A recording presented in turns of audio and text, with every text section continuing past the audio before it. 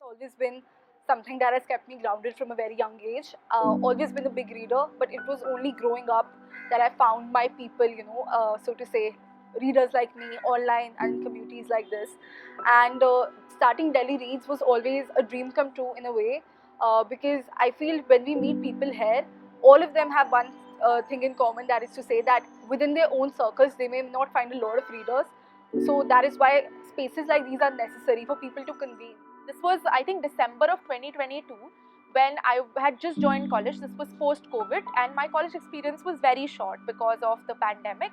And this was the first time that I experienced offline communities in their most powerful form, because I saw that there were a host of people, a host of strangers that I met that for the first time had the same lived experiences as me, and I could just sit in the warm winter sun in the lawns of my college and discuss at length what our shared experiences were and create a sense of community that I had not known erstwhile, right? And then in that month, I realized that this was probably the last that I'm going to have this shared, very, very fruitful and safe experience, because post college adulthood is all about the 9-to-5 job or doing, say, a job that restricts you by time and by the people you meet. So I wouldn't be able to get the same experiences again. Whether it is the first person from a tribal community to be elected as the president of India. So I'm more into mythology and since my childhood. तो उसी को continue करके आज भी वो चीज़ है, but हाँ कुछ जैसे idea that you find love when you are okay, when you are just you got over that grief phase and she found it, she lost it, she exists. So the whole idea of love around that. So yeah, just these three names that come to my mind when I talk about love. Yeah, so great.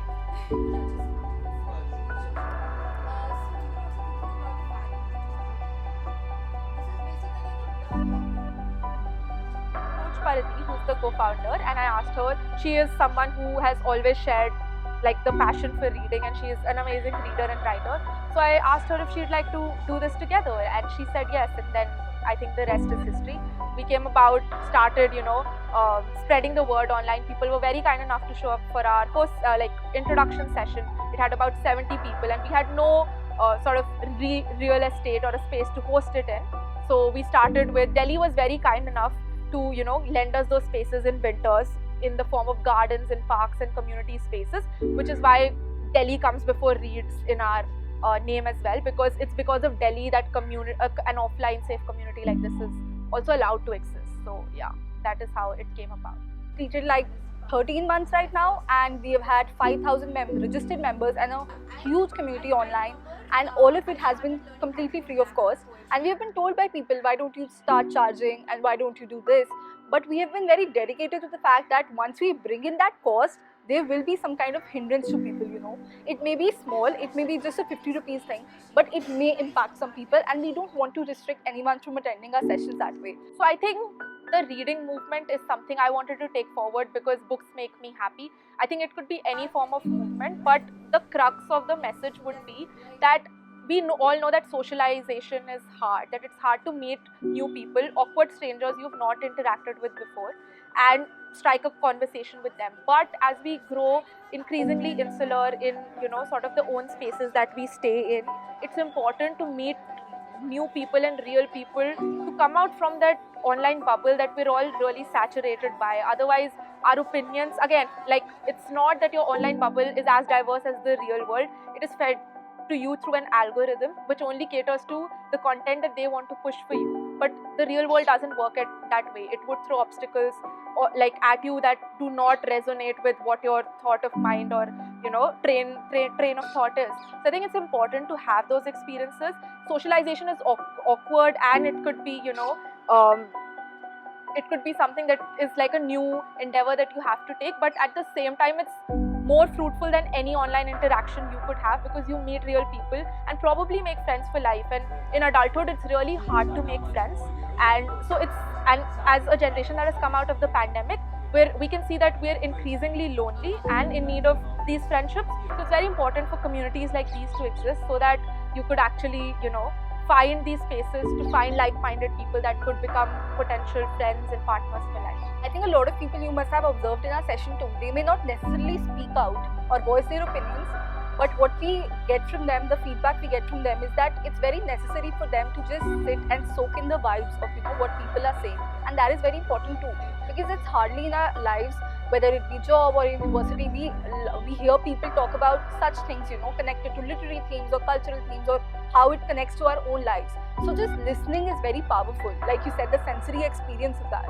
And going from the quiet thing, what a lot of our members also say is that even if they have not read the book, they have not picked up the book yet, or they have not read the plethora of recommendations that are talked about in the session, they go back and do read it. So it's just kind of a push to them to whatever they are gathering in that instance, whatever caught their eye or they like to hear about it, they go back and just read that or listen to that.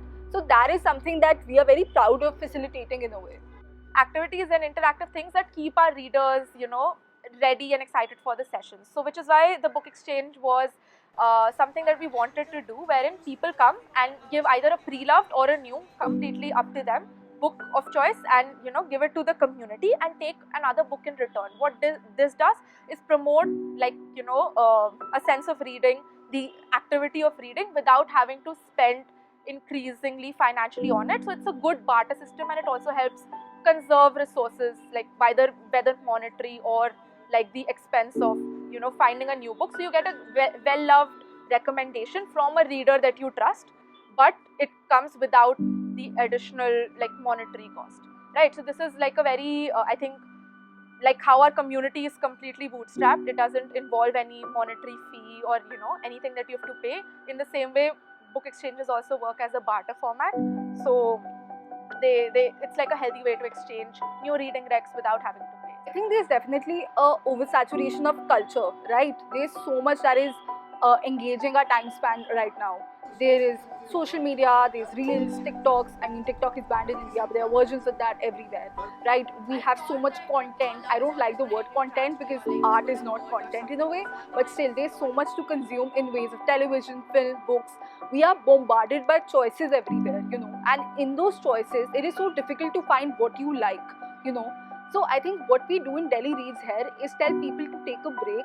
We give them an opportunity to engage in something. So what we do is we follow a theme of the month or a book of the month pattern, where we tell our community, discuss with our community on what we want to read, and we all gather together and discuss that thing. So I think that grounds us in a way, And within that book, because everything we read is so intrinsically connected to politics, pop culture, what's going on in India, for instance. So that one medium allows us to discuss a plethora of things then. So I think that is a conjuance of just coming together and breathing and having that kind of conversation. We grow increasingly insular in sort of the own spaces that we stay in. It's important to meet new people and real people, to come out from that online bubble that we're all really saturated by. I just want everyone to keep reading, whatever device they might be reading on, or whatever books, kind of keep going to independent bookstores and promote that culture. Read South Asian literature, which is very important, which is one of our motives too at Delhi Reads, to promote South Asian literature. Our opinions, again, like it's not that your online bubble is as diverse as the real world. It is fed to you through an algorithm which only caters to the content that they want to push for you. But the real world doesn't work that way. It would throw obstacles or like at you that do not resonate with what your thought of mind or train of thought is. So I think it's important to have those experiences. Socialization is awkward, and it could be it could be something that is like a new endeavor that you have to take, but at the same time it's more fruitful than any online interaction you could have, because you meet real people and probably make friends for life.